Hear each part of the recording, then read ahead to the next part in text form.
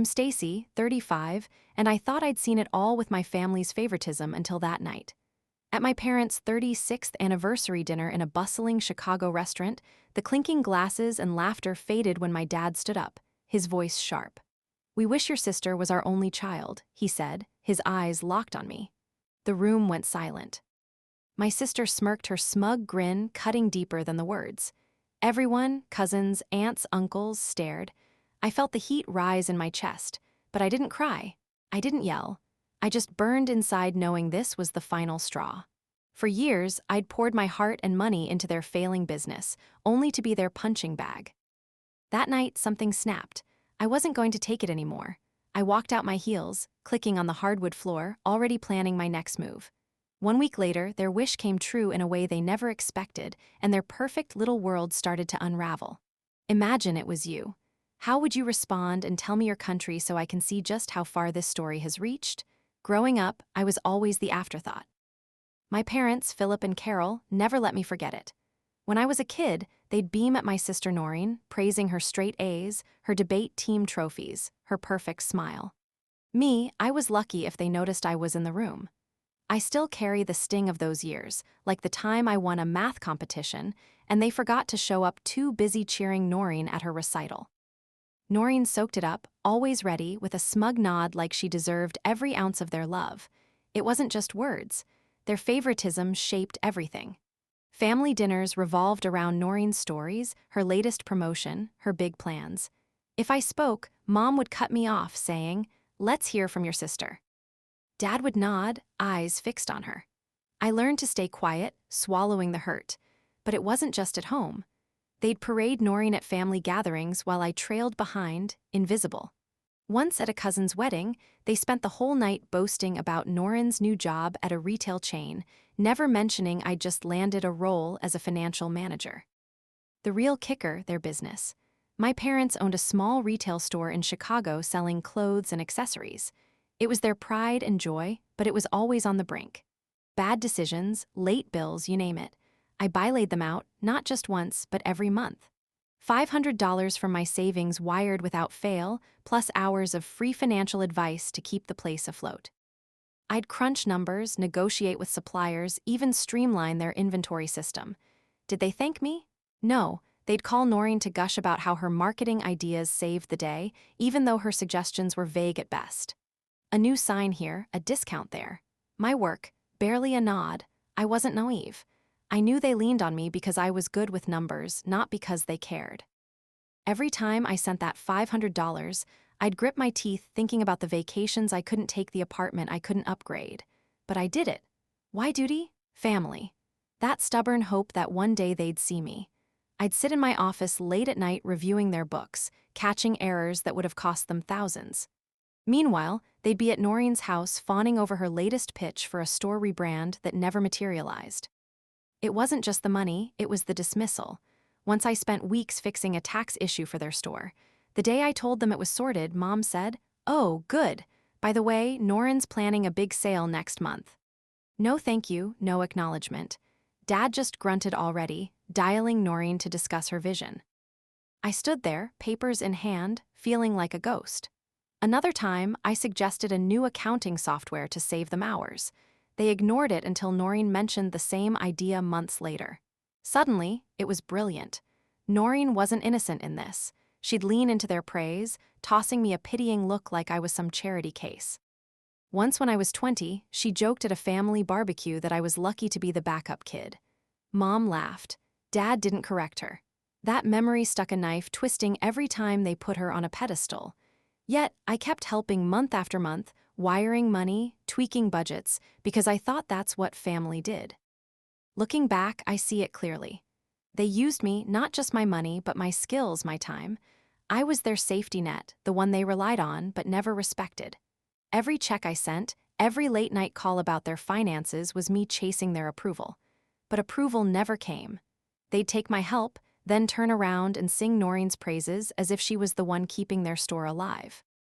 I'd lie awake staring at the ceiling, wondering why I kept trying. Duty, guilt, maybe a flicker of hope they'd change. That hope died the night of their anniversary. I'd spent years being their afterthought, but I wasn't going to stay that way. The restaurant buzzed with laughter until it didn't. I sat at the long table, sir, rounded by cousins, aunts, and uncles, all dressed up for my parents' 36th anniversary. The clinking of wine glasses and chatter filled the air, but the spotlight was on Noreen. A cousin leaned forward, grinning. "Noreen, I heard you're killing it in retail. Regional manager already." She nodded, her smile polished, basking in the praise. Another relative chimed in. "Your store's displays are amazing." "You've got a real gift." I shifted in my seat, picking at my pasta, used to this routine. Mom beamed, her voice loud. "She's always had a knack for business." Dad nodded. His chest puffed out like Noreen was their greatest achievement. I listened silent as the table showered her with compliments. Her latest promotion, her innovative marketing campaigns, her charm with customers. It went on and on. Nobody mentioned my work, not once. I'd been managing finances for years, saving companies from collapse. But here I was, invisible again. Still, I thought maybe, just maybe, I could contribute something tonight. I cleared my throat, waiting for a pause. "I've been looking at the family store's numbers," I said, keeping my tone steady. "You're losing money on overstock. If you adjust the inventory system and cut some suppliers, you could save thousands a year." I leaned forward, ready to explain the plan I'd spent weeks sketching out, a streamlined approach to boost their profits. The table went quiet, but not the good kind. Noreen raised an eyebrow, her lips curling into a smirk. "Inventory. That's cute," she said, her voice dripping with condescension. "Stick to your spreadsheets. I've got actual ideas." A few cousins chuckled and my stomach twisted. Mom jumped in, her tone sharp. "Sweetie, let's not bore everyone with numbers." Noreen's already planning a big summer sale. Dad didn't even look at me, just sipped his wine and muttered, "Yeah, Noreen knows what she's doing." I felt the heat rise to my face, my hands gripping the napkin under the table. My idea, weeks of work dismissed in seconds like I was some intern pitching to the CEO. I tried again, forcing a smile. "It's not just numbers. I could renegotiate with vendors, get better terms. It would make a real difference." Noreen laughed outright this time, a shortcutting sound. "Vendors, please." "I've got that covered. Maybe focus on your own job." Her words landed like a slap and the table erupted in murmurs, some amused, some awkward. Mom waved a hand, dismissing me. "Let's talk about something fun." "Noreen, tell them about your new ad campaign." Dad nodded already, turning to her as if I hadn't spoken. I sat back, my throat tight, the familiar sting of being overlooked settling in. Then it happened. Dad stood raising his glass for a toast. His eyes swept the room, lingering on Noreen, then landing on me. His voice was clear, deliberate, to 30 years of love, family, and our pride and joy. "Honestly, we wish Noreen was our only child." The words hit like a punch, sucking the air out of the room. Forks stopped clinking. A cousin gasped. Noreen didn't flinch. She smirked, her eyes locked on mine, daring me to react. Mom didn't correct him. She just sipped her wine, her face calm like it was nothing. The silence stretched every pair of eyes on me, waiting for tears or an outburst. I didn't give them that. My heart pounded, but I kept my face steady, my jaw set. Inside, I was unraveling the years of being pushed aside, crashing down.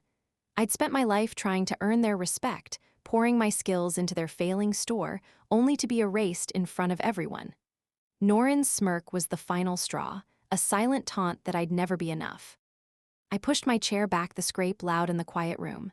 "Enjoy your night," I said, my voice low but firm. I grabbed my purse and walked out, my heels clicking against the hardwood, every step fueling a fire in my chest. Outside, the cool Chicago air hit my face, but it didn't calm the rage building inside. I'd spent years swallowing their dismissals, their favoritism, their utter disregard. No more. As I stood on the sidewalk, the city lights blurring through my anger, I made a decision. I wasn't just going to walk away.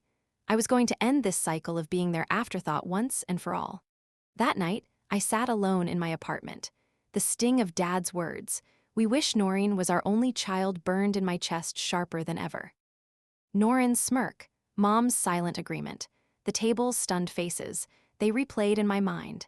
Each memory fueling a decision I'd been avoiding for years. I was done. Done being their afterthought, their bank account, their invisible fix-it person. I'd poured $500 a month into their failing store.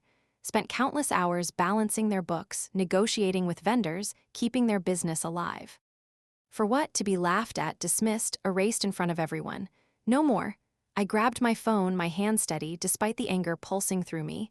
I opened our family group chat. Me, Dad, Mom, Noreen, and typed a message. I'm done helpin'. G with the store, no more money, no more advice. Good luck. I hit send, my heart racing, knowing the chaos it would unleash. Within minutes, my phone lit up. Dad called first, leaving a voicemail I didn't bother to check.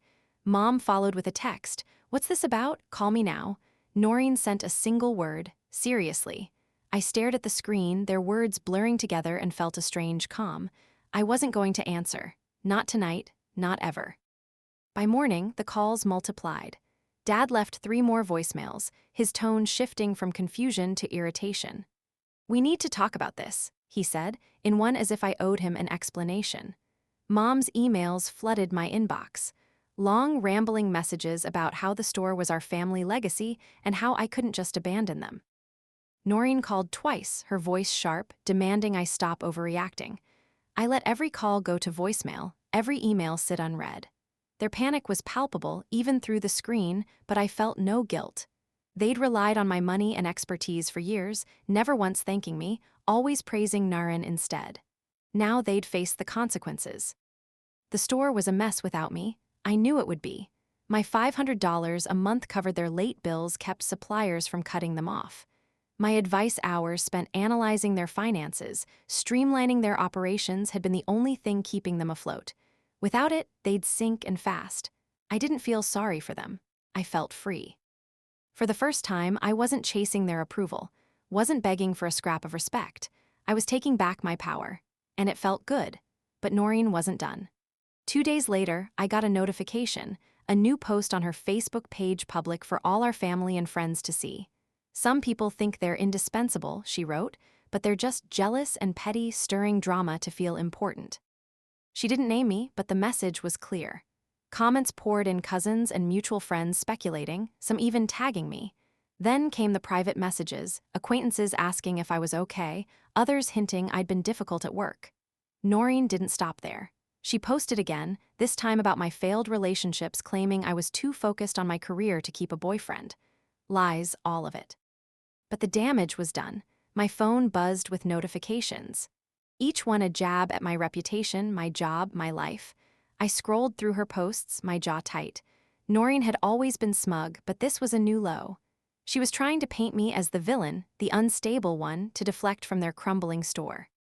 I could have fired back, could have aired their dirty laundry, how they'd begged for my help, how Noreen's brilliant ideas never worked. But I didn't. Responding would mean playing her game, and I was done with that. I blocked her on Facebook, muted her number, and ignored the growing pile of emails from Mom and Dad. Their desperation was their problem now, not mine. The pressure didn't let up. Dad called from a different number, leaving a message that started soft but turned sharp. "You're hurting the family," he said, as if I was the one who'd humiliated them. Mom's next email was a guilt trip, claiming I was tearing us apart over a misunderstanding. Noreen sent a text, all caps, "You can't just walk away like this." I deleted it without replying. Their words didn't sway me. They only confirmed what I already knew. They didn't care about me. They cared about what I could do for them. The store, their image, their comfort, that's what mattered. I was just a means to an end. Each ignored call, each unread message felt like a small victory. I wasn't going to let them pull me back into their cycle of dismissal and dependence. Noreen's posts kept coming, vague jabs about ungrateful people or family betrayals. They stung, but not enough to break me. My colleagues started asking questions, nudged by her lies, but I brushed them off, focusing on my work. I was good at my job, better than Noreen ever was at hers, and I wasn't going to let her smear drag me down. Sitting at my desk, I thought about the store, how it would crumble without my help. How they'd scramble to fix what I'd held together for years. I didn't feel pity. I felt resolve. They'd pushed me too far, and now they'd learn what it meant to lose me. I wasn't just walking away. I was setting the stage for their fall. And I wasn't done yet. A week later, I boarded a flight to Florida. The decision to visit my grandfather Henry wasn't impulsive. It was calculated. I'd spent days ignoring Dad's voicemails, Mom's guilt-tripping emails, and Noreen's vicious Facebook posts. Each one trying to pull me back into their web, but I wasn't going back. Not to their store, their drama, or their lies. I needed someone who'd listen, someone with the power to change things. Grandpa was that person. He'd always been fair, a quiet man who saw through facades, and I knew he'd hear me out. The flight from Chicago to Tampa was just over 2 hours, enough time to rehearse wah. I'd say. I landed in the humid Florida air, rented a car, and drove to Grandpa's small beachside house. He was waiting on the porch, his weathered face breaking into a smile as I pulled up. "You look like you've got something heavy to share," he said, his voice gruff but warm. I hugged him, the weight of the past week settling in my chest. We sat in his living room, the hum of an old fan in the background, and I let it all spill out. I started with the anniversary dinner. I told him how Dad stood up, glass in hand, and declared they wished Noreen was their only child, how her smirk cut deeper than his words. I explained the years of being sidelined, my ideas, ignored my contributions, dismissed all while they praised Noreen's half-baked plans. I laid out the money, $500 a month I'd spent for years, straight from my savings to keep their store afloat. I described the late nights spent fixing their tax issues, negotiating with suppliers, streamlining their operations, only to be met with silence or scorn. Then I got to Noreen's posts, the lies about my work, my relationship spreading like wildfire among family and friends. Grandpa listened, his face hardening with every word. His hands, rough from years of working construction, clenched into fists when I mentioned Dad's toast. They said that in front of everyone, he asked, his voice low, almost a growl. I nodded, pulling out my phone to show him Noreen's posts, screenshots I'd saved before blocking her. Some people think they're indispensable, one read, followed by comments from cousins who'd bought her narrative. Another post hinted I was unstable, dragging my career through the mud. Grandpa's eyes narrowed, his jaw tight. "That's not family," he said. "That's betrayal." He stood pacing the room, his anger palpable. Grandpa had built a small fortune in property land in Florida, a few rental homes, and his Duke was no secret in the family. He'd always planned to split it between his kids, including Dad with some for me and Noreen. But now he shook his head. "I've seen how they treat you," he said. "I thought it would get better, but this is unforgivable." He sat down, his voice steady but fierce. "I'm changing the will. They don't deserve a dime. I didn't push him. I didn't need to." Grandpa called his lawyer that afternoon, a brisk man in a suit who arrived within hours. I sat quietly as they discussed the changes. Grandpa was clear. Dad, Mom, and Noreen were out.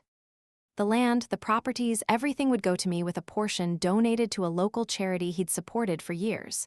"You've earned it," he told me, his eyes soft but firm. "Not just for what you've done, but for who you are."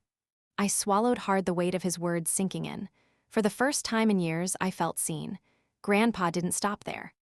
He asked for details about the store's finances, how much I'd given, how they'd relied on me. When I explained the $500 a month and my unpaid consulting, he shook his head again. "They'll crash without you," he said, not with pity but with certainty. "Let them." I nodded, knowing he was right. The store was already on shaky ground, and without my help, they'd face the tax penalties and supplier debts I'd been holding at bay. I flew back to Chicago the next day, my resolve stronger than ever. I didn't call Dad, Mom, or Noreen. I didn't check their emails or texts. The store wasn't my problem anymore. Let them deal with the audits, the overdue bills, the mess they'd ignored for years. I felt lighter, like I'd shed a weight I'd carried too long.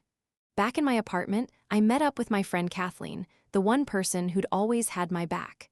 We grabbed coffee at a small shop near my place, and I told her everything the dinner Noreen's posts my trip to Florida. Kathleen listened, her eyes wide but gentle. "You did the right thing," she said, stirring her latte. "They've been using you forever. It's time you put yourself first." Her words hit home. Simple but true, she didn't push me to forgive or fix things. She just got it. "Focus on you," she added, her voice firm. "Your career, your life, you're worth more than their drama." I nodded, grateful for her clarity, her support.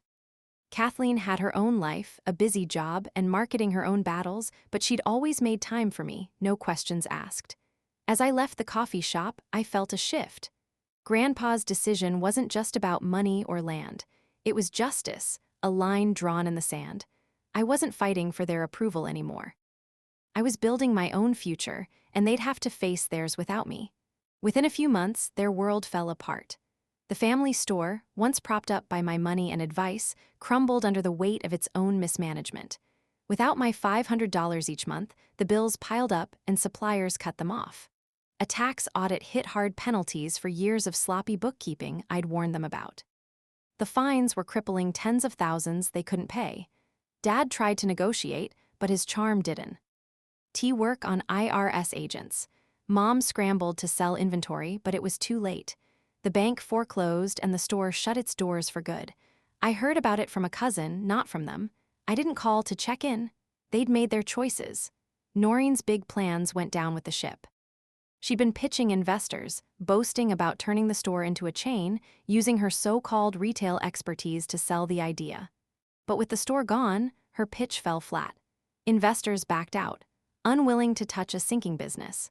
Her reputation took a bigger hit when her Facebook posts backfired. A few relatives tired of her smug attacks started digging. They found out I'd been the one keeping the store alive. My money, my work, not her brilliant ideas. A cousin posted a screenshot of my bank transfers proof of the $500 I'd sent monthly. The comments turned fast. "You lied about her," one aunt wrote. "She carried you all." Noreen tried to delete her posts, but the damage was done. Family friends unfollowed her and her colleagues whispered about her exaggerations. She was left scrambling to save face, but no one bought her excuses. Dad and Mom faced their own reckoning. Without the store's income, their debts racked up from years of poor decisions swallowed them whole. They'd taken out a second mortgage to keep up appearances, counting on my help to cover the gaps. Now, with no money coming in, they missed payments. The bank seized their house, a modest 3-bedroom they'd lived in for decades. They moved into a cramped apartment, their belongings stuffed into storage. Relatives who'd once cheered their every word turned cold when the truth spread. An uncle called Dad out at a family barbecue, saying, "You pushed her away." And for what, Mom tried to play the victim, claiming I'd abandoned them, but the evidence was clear. My bank statements, my emails offering advice they'd ignored, it all came out. Cousins stopped inviting them to gatherings, and their calls went unanswered. Grandpa stayed firm. He'd heard about the store's collapse from a friend in Chicago, but he didn't reach out to Dad, Mom, or Noreen. I got a letter from him handwritten confirming the new will. "It's done," he wrote. "The land and properties are yours with some for charity. They won't get a cent." He'd cut them off completely, his signature on the document final. I didn't feel triumph, just a quiet relief. His decision wasn't about punishing them. It was about fairness, something they'd never given me. When Mom called him begging for a meeting, he refused. "You made your bed," he told her over the phone, then hung up. Noreen tried texting him, but he blocked her number. Dad didn't even bother reaching out, too proud or too ashamed. I stayed out of it, focusing on my own life. My job as a financial manager was thriving. I'd landed a big client, a tech startup that trusted my instincts. I didn't check on the store or answer the occasional text from Mom still laced with guilt trips. Their downfall wasn't my fault. They had built their lives on lies, leaning on me while lifting Noreen up. Now they were reaping the consequences. The family's whispers reached me how Dad was working odd jobs, how Mom was selling jewelry to make rent, how Noreen's latest job interview had fallen through. I didn't gloat. I just kept moving forward, knowing I'd done what I had to do. Their collapse wasn't just financial. It was personal. The relatives who'd laughed at Noreen's posts now saw her for what she was, a bully who'd smeared me to save her own image. The ones who'd praised Mom and Dad at the anniversary dinner now avoided them, embarrassed by the truth. The family store, once a point of pride, was a boarded-up reminder of their failure. And Grandpa's will locked in with his lawyer was a final line they couldn't cross. I didn't need to say a word. Their actions had spoken loud enough. While their lives unraveled, mine took shape. I threw myself into my work, pouring every ounce of energy into my career as a financial manager. The tech startup I'd signed in Chicago turned into my biggest win yet. After months of late nights and sharp negotiations, I closed a multi-million-dollar contract to manage their finances, streamlining their budget and saving them from a risky expansion. My boss called me into her office, a rare smile on her face. "You're going places," she said, hinting at a promotion to senior manager. The raise that came with it wasn't just money. It was proof I didn't need my family's approval to succeed. I was building something real, something mine. Outside of work, I carved out a new life, one that didn't revolve around their drama. Kathleen became my rock, always there with a quick text or a coffee date to keep me grounded. We'd meet up at our favorite diner, splitting pancakes and laughing about her latest marketing campaign or my awkward client meetings. Her support wasn't loud or flashy. It was steady, the kind that made me feel I wasn't alone. Then there was my boyfriend, Brian, a structural engineer I'd met at a networking event. He was different from anyone I'd dated, quietly confident with a dry sense of humor that caught me off guard. Our first date was at a small jazz club where he admitted he'd only come to the event to avoid another night of grading blueprints. By our third date, we were planning weekend hikes, talking about everything from bridge designs to my dreams of starting my own consulting firm. Brian didn't know the full story of my family at first, but I opened up over time. I told him about the anniversary dinner, the years of being pushed aside the way Norin's lies spread online. He listened, his hand steady on mine, and didn't try to fix it with empty advice. "You're stronger than they'll ever know," he said once, his voice low but cert. It wasn't just words. It was the kind of belief I'd never gotten from Dad, Mom, or Naren. With Kathleen and Brian, I built a circle that felt like home, not a battlefield. I didn't reach out to my parents or Noreen, and they didn't try to contact me either. A cousin mentioned they were struggling. Dad picking up shifts at a warehouse. Mom selling crafts online. Noreen bouncing between retail jobs. I didn't feel sorry for them. They'd had years to treat me like family, to value what I brought to the table. But they chose to lift Noreen up and tear me down. Their silence now was just another choice. One I was done letting hurt me. Grandpa sent me a postcard from Florida, a short note saying he was proud of me. It was enough. I didn't need their apologies or their excuses. I needed people who saw me for who I was. The lesson hit me hard, but it was clear. Cherish the people who truly love you, not the ones who use you. For years, I'd chased my family's respect, thinking if I gave enough money, time, effort, they'd see my worth. But they didn't. They took and they gave nothing back. Kathleen, Brian, Grandpa, they were the ones who mattered, the ones who showed up without strings attached. That truth changed how I moved through the world. I stopped seeking validation from people who'd never give it and started investing in those who did. My life wasn't perfect. Work was demanding, and some days I doubted myself, wondering if I'd pushed my family away too harshly. But then I'd remember Dad's toast, Norin's smirk, Mom's silence. I'd remember the years of being invisible, the lies they spread to protect their own image. I wasn't the villain in their story. I was the one who'd walked away to save myself, and I was better for it. My apartment, once a place of late-night stress, became a haven filled with Brian's laughter and Kathleen's bad puns. My career, once a way to prove myself, became a source of pride, a testament to what I could do when I stopped carrying their weight. Thanks for listening to my story. What would you do if your family treated you this way? Drop it in the comments and subscribe for. The story ends here. Now, let's listen to some music to relax.